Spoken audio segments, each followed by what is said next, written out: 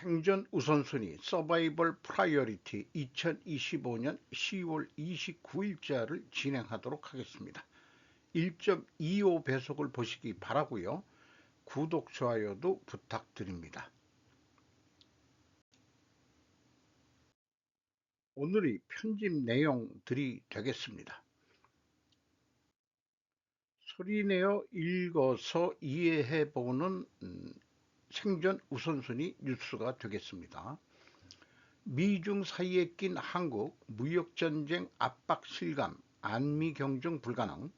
장효인 기자가 연합뉴스 TV에서 10월 18일 보도했습니다. 미국 일간 뉴욕타임즈는 한국이 미국과 중국 사이에 끼어 무역전쟁의 압박을 실감하고 있다고 현지 시간 27일 보도했습니다.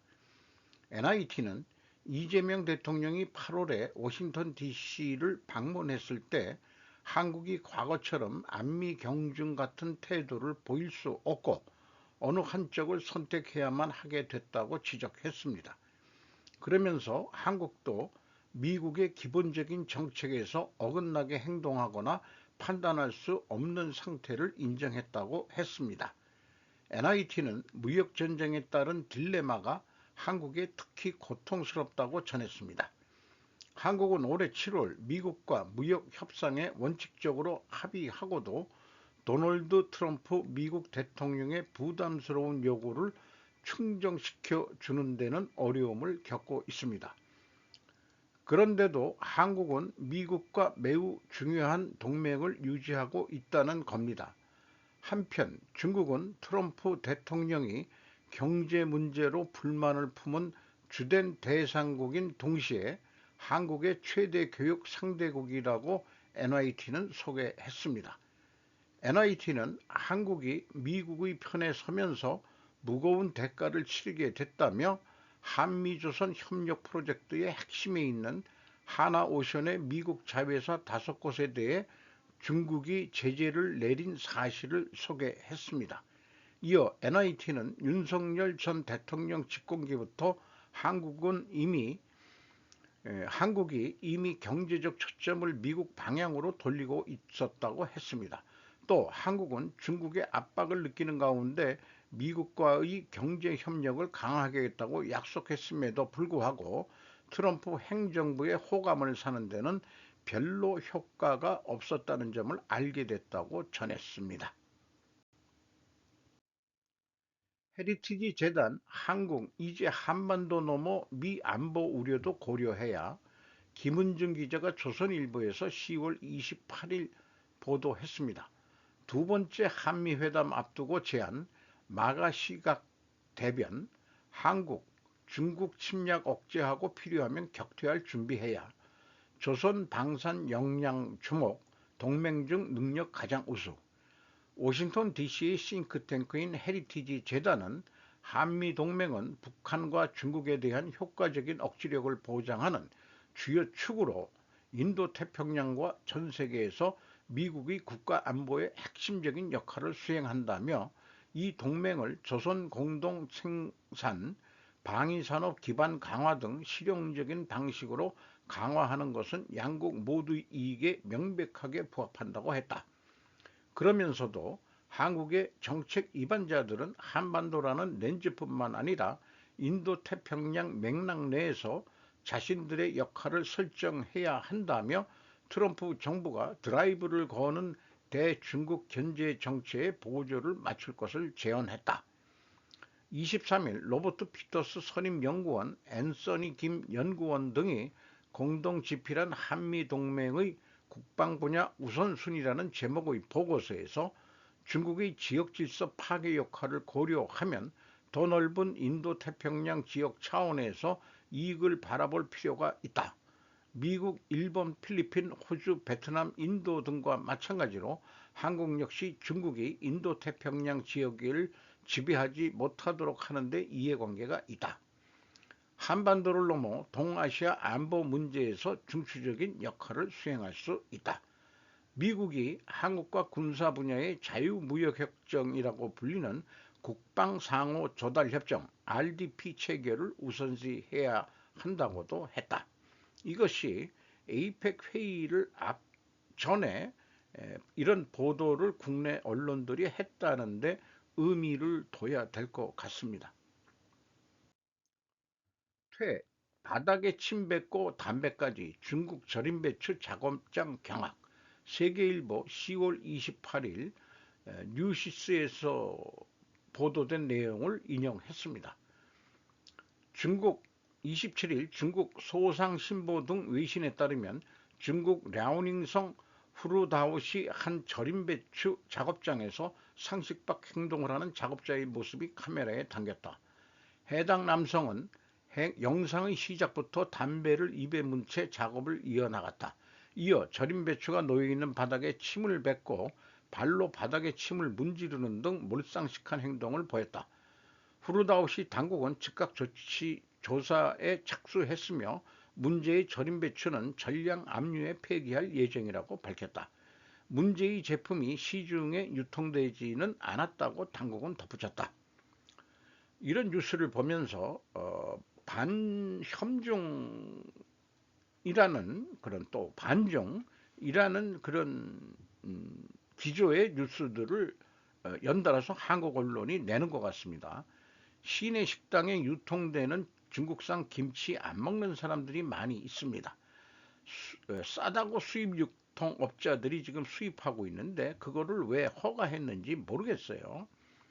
비위생적인 식품 생산 수준은 중국의 4차 산업의 수준마저도 신뢰가 떨어지게 만들고 있는 것 같습니다. 중국인 안 받아요. 성수동 카페에 감론을박 구청장까지 나섰다. 김소라 기자가 서울신문에서 10월 28일 보도했습니다. 성수동 카페 중국인 손님 안 받는다. 제한 중국인 한국 9년 살면서 이런 경험 처음. SNS에서 감론을박 인종차별 대 무질서 탓. 중국인 단체 관광객들의 무비자 입국이 허용된 것을 계기로 국내에서 중국인 관광객에게 대한 부정적인 인식과 반중 시위가 극심해지는 가운데 서울 성동구 성수동의 한 카페가 중국인 손님을 받지 않는다고 공지한 것을 둘러싸고 소셜미디어에서 갑론을박이 펼쳐지고 있다. 중국인 등 제한 외국인들이 인종차별이라며 문제 제기를 하자 관할 지자체장이 나서서 대응을 약속했다. 이에 카페 측은 사회에 확산되고 있는 반중 정서를 고려한 조치라고 해명했다. 그러면서 사회적으로 반중 성격이 줄어들면 다시 중국인 손님들을 받을 생각이라고 덧붙였다. 카페 사장 B씨는 프레시안에 중국인 손님이 오시면 한국인 손님들이 중국인 왔네, 짱깨 왔네 등의 반응을 보이는 하는데 이런 반응 자체를 만들기 싫었다면서 인종차별이라고 느낄 수 있지만 가게를 지키기 위해서 하는 것일 뿐이라고 밝혔다. 여론조사 전문업체 K 리서치가 MBC 라디오 김종배의 시선집중 의뢰로 지난 14일부터 17일까지 전국 만 18세 이상 성인 남녀 2014명을 대상으로 주변국에 대한 인식조사를 실시한 결과 중국에 대한 부정적인 인식이 69%로 긍정적인 인식 22%에 비해 압도적으로 높았다. 중국에 대한 부정적 인식의 이유로는 공공질서 부족 등 중국인의 태도가 싫어서 일당 독재의 공산주의 국가라서 북한과 동맹관계로 군사적 위협이 되어서 국내 정치에 개입하려고 해서 등의 순으로 꼽았다. 다카시 총리 트럼프와 첫 회담 동맹 강화 방위비 증액 등 협의키로 하라 료마 기자가 10월 28일 마이니치 신문에서 보도했습니다. 다카이치 사나의 수상은 28일 오전 트럼프 미 대통령과 도쿄모토 아카사카의 영빈관에서 회담했다. 일미 동맹의 강화를 확인하는 것과 동시에 트럼프 씨와의 신뢰관계 구축도 목표로 한다. 미일 양국 정부는 회담을 거쳐 관세 협상 합의 내용의 구체화와 히토류 등 중요 광물의 안정 확보를 위한 협력에 관한 공동문서에 서명할 전망이다. 안보 분야에서는 방위비 증액이 하나의 쟁점이 된다. 회담에서는 방위비나 주일 미군 주둔 경비의 일본 측 부담의 증액이 요구될 가능성이 있다. 수상은 방위비를 2027년도에 국내 총생산 대비 2%로 증액하는 목표를 2025년 도중에 앞당길 방침 등으로 설명할 전망이다. 또 미국이 자국에서의 생산에 의욕적인 조선의 능력 확대를 더해 인공지능과 우주 등 7개 분야에서 협력하는 각서를 맺을 예정이다. 그 양정사는 미국 대통령 전용 헬리콥터 마린원의 동승에 미 해군 요코스카 기지 가나가와현 요코스카시를 방문할 예정, 미 원자력 항공모함 조지 워싱턴을 시찰해 강고한 미일 동맹을 어필한다. 속보 다카이치 총리, 미일은 세계에서 가장 위대한 동맹, 새로운 황금 시대를 트럼프 대통령의 전달, 이명이서 월드시리즈 관전도 10월 28일 FNN 프라임 온라인에서 보도하고 양국 간 회의를 하는 모습의 사진을 게재했습니다. 그런데 미일 정상회담 반대 시위 도내 100여 명 참가, 양국이 중국에 대한 전쟁 준비, 10월 28일 로이터에서 일본판으로 보도했습니다. 일본을 방문한 트럼프 미국 대통령과 다카이치 수상에 의한 일미 정상회담이 개최에 항의하는 약 100명의 단체가 27일 도쿄 도내에서 데모를 실시했다.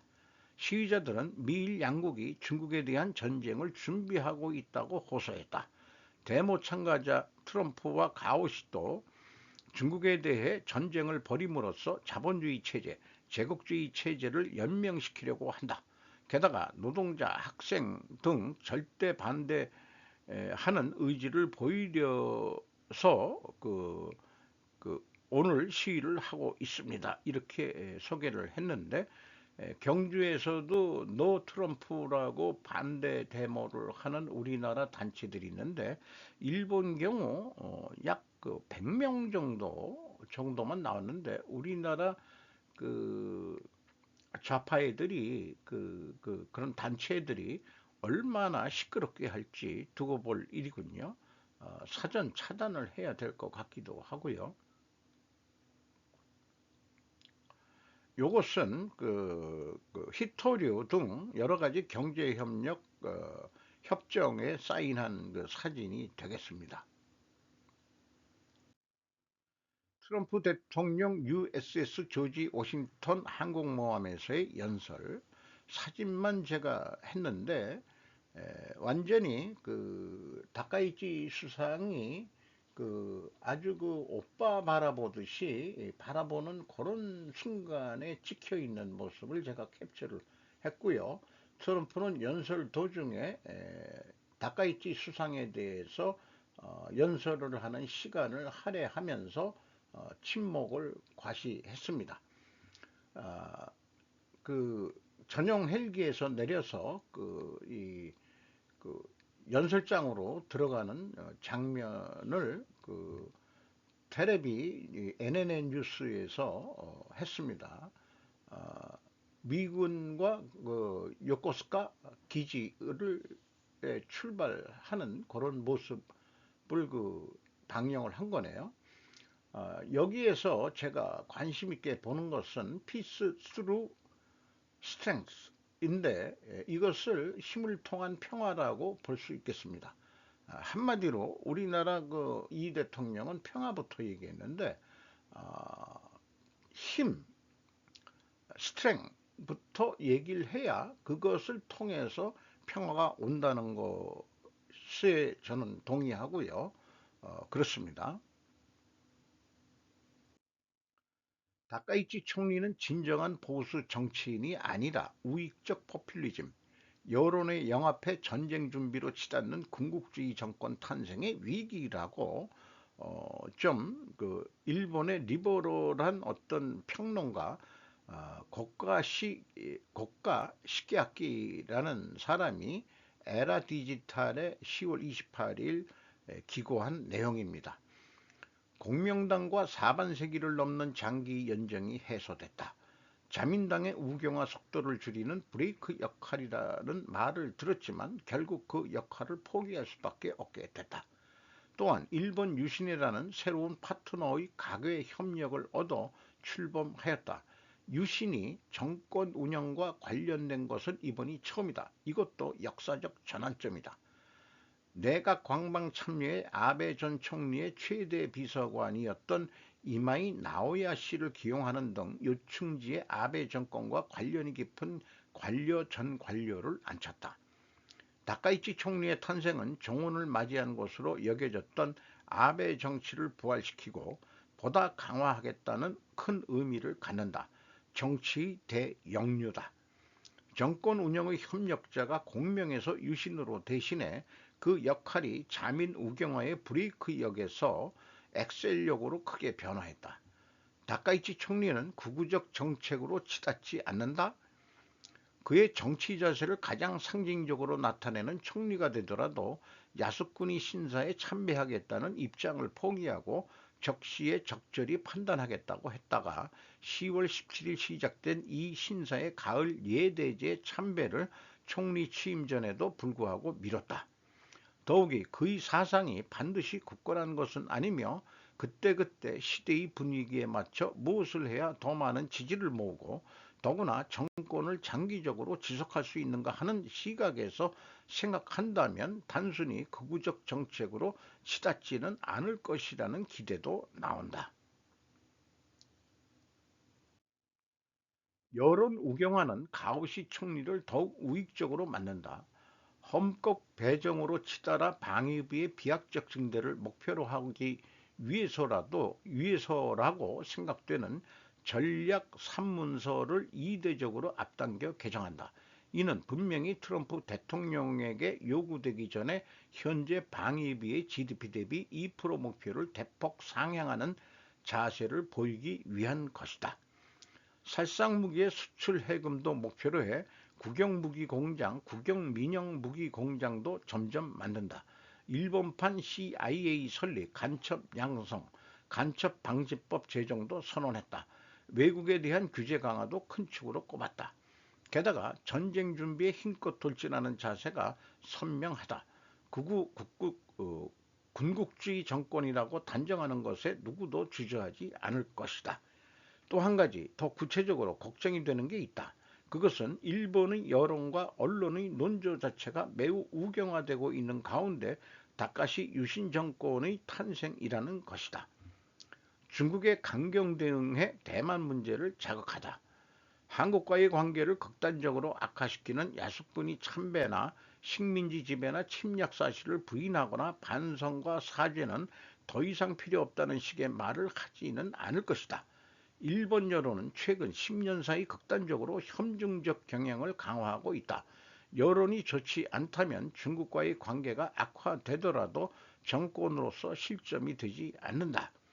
중국의 강경한 자세를 취하기 위해서라도 한국과의 좋은 협력 관계는 어떻게든 유지하고 싶다는 생각에서다.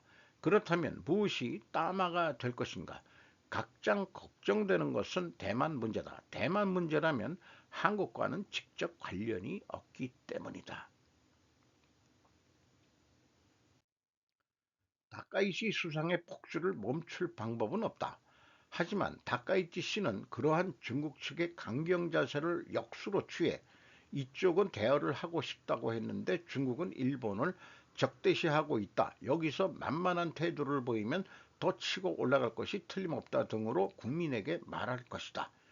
중국에 맞서기 위해서는 무엇보다 일본의 방위력을 강화하는 것이 필요하다고 주장해 대중국 전쟁을 상정한 군비 확대를 추진하는 구실로 삼을 수 있다. 이에 따라 야속군이 참배 보류 등으로 낙담한 극우 지지층도 크게 기뻐할 것이다. 그것을 본 중국 여론은 일본의 반발을 강하게 한다. 중국 정부도 강경 자세를 되풀이할 수밖에 없다. 이렇게 해서 중일 관계는 서로 양보하지 못한 채 악순환에 빠지게 된다. 중일 전쟁이 되든 안 되든 일본은 전쟁에 대비한 막대한 군사 지출을 강요받는다. 정치 전체가 군국주의 쪽으로 크게 기울게 되고 그 여파로 민생을 위한 정책은 뒷전으로 밀리게 된다.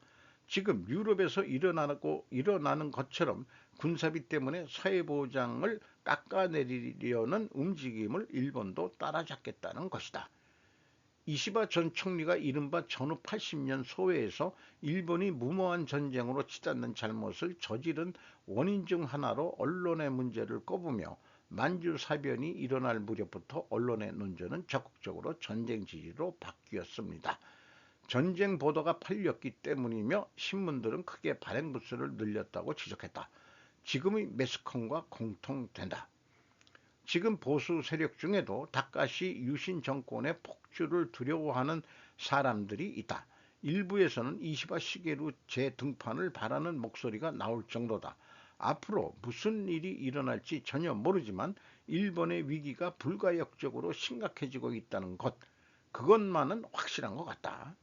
이런 사람인데 사진이 많이 가끔 나와요.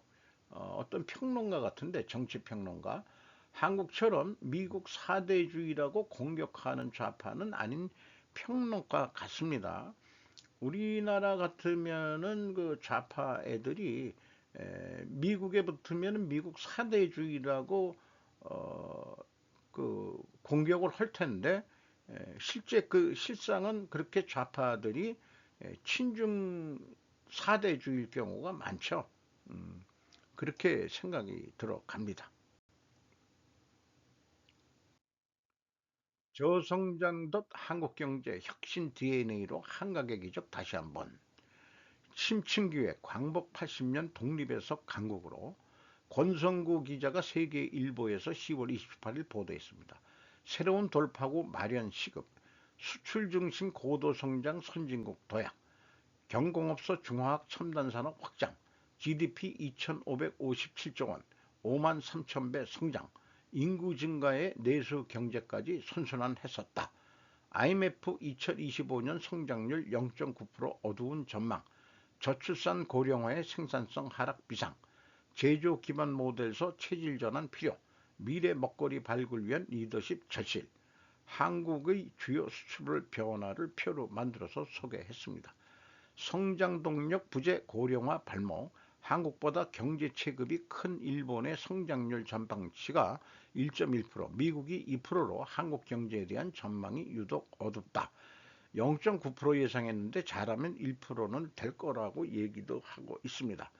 전문가들은 경제 성장을 견인했던 강력한 리더십의 부재가 오늘날 한국 경제의 정체로 이어졌다고 진단했다.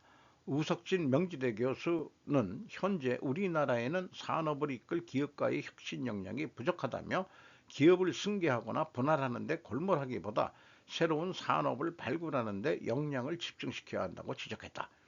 그 사이 미국과 중국 중심의 인공지능 경쟁 규모도 조성됐지만 한국은 여전히 제조업 중심 경제 모델에서 더 나아가지 못하는 형국이다. 아이폰 17 OLED 패널 한국 디스플레이 점유율 98% 압승, 중국 BOE 품질 문제로 고전, 최지 기자가 조선비지에서 10월 28일 보도했습니다. 삼성 디스플레이 전 모델 패널 공급 주도, LG 디스플레이 최고가 모델 비중 높아, BOE 품질 문제로 물량 잇따라 취소, 축소, 아이폰 흥행에 한국 디스플레이 실적 청신호. 요 소제목만 말씀드리고 넘어가겠습니다. 79세의 트럼프 아시아 투어에서 추락을 피하려다 쇠약해 보이는 모습. 톰 라켐이 데일리 비스트에서 10월 28일 보도했습니다.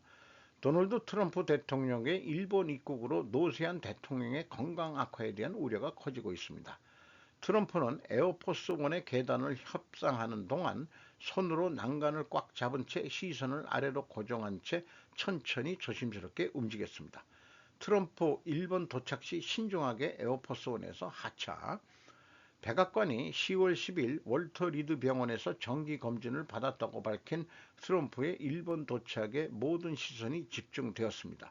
백악관은 10월 10일 방문에서 요약본을 제외한 전체 의사소견서를 발표하지 않았으며 MRI가 필요한 이유도 설명하지 않았습니다.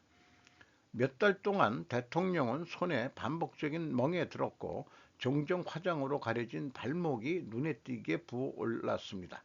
의사들은 손상된 정맥이 심장으로 돌아가는 혈류를 느리게 할 때 발생하는 만성 정맥 기능 부전증으로 그를 진단했습니다. 의료 전문가들은 기억력 감퇴와 혼란스러운 말투를 인지기능 저하의 경고 신호로 지적했지만 백악관은 이러한 묘사에 이의를 제기하며 트럼프가 여전히 봉사할 자격이 있다고 말합니다. 이것은 이번에 일본 방문에 그 일본 천황을 가서 만나는 사진을 소개를 했네요. 뭐 친구 어깨에 두드리듯이 하는 이 자세 참 어, 트럼프 킹이죠, 킹. 미국 USS 존 C 스테니스 항공모함이 수년 동안 운항을 중단할 예정입니다. 그 이유는 다음과 같습니다. 라훌 스리니바스 슬라스기어라는 매체에서 10월 27일 보도했습니다. 항공모함은 현존하는 가장 크고 복잡한 군사 장비 중 하나입니다. 이 거대한 기계들은 제조하기가 너무 복잡해서 미국조차도 단 11척만 가지고 있습니다. 주의할 필요가 없는 이 선박들은 사실상 항속거리가 무한하고 설계 수명이 50년에 달합니다. 그러나 모든 핵추진 항공모함은 25년을 맞아 연료 보급 및 복합 정비 RCOH 알코아라고 발음해야 될까요? 라는 절차를 거칠 것으로 예상됩니다.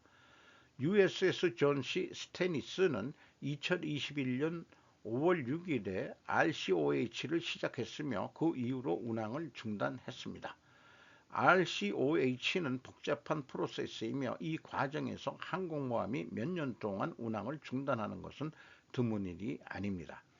RCOH를 완료하는데 몇 년이 걸리는 이유는 무엇입니까? 선박의 원자로에 연료를 공급하는 것 외에도 추진 시스템을 점검하고 전기 네트워크를 재배선하며 레이더와 전투 장비를 업그레이드하고 선체 일부를 해체하고 재건하는 작업도 포함됩니다. 1990년대부터 가동된 모든 문 파이프 터빈은 점검, 수리 또는 교체됩니다. 완성되면 본질적으로 새 것만큼 좋습니다.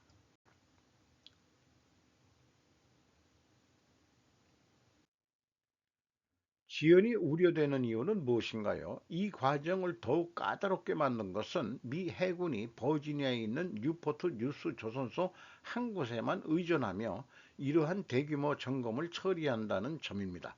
그래서 한 프로젝트가 늦게 실행되면 뒤따르는 모든 것이 느려집니다. 지연대기라고 얘기할 수 있겠죠.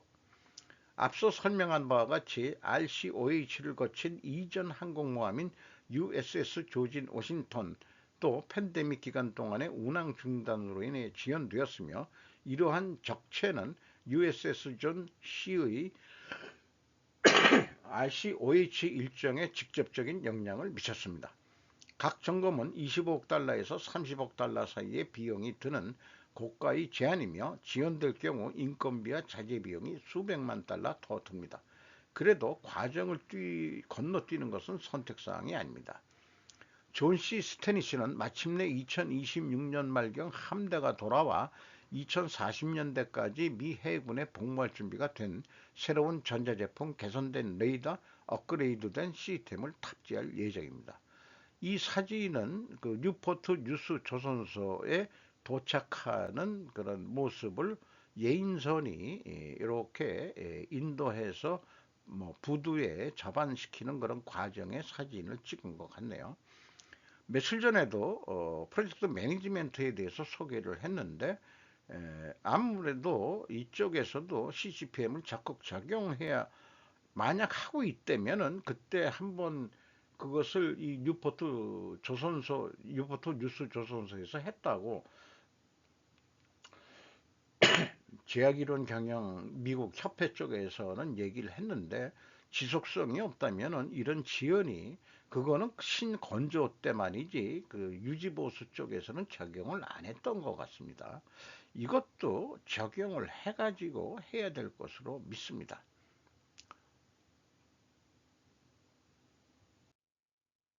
헤게스는 미국이 동태평양에서 마약을 소지한 것으로 추정되는 보트에 3번의 공격을 가해 14명이 사망했다고 말했습니다.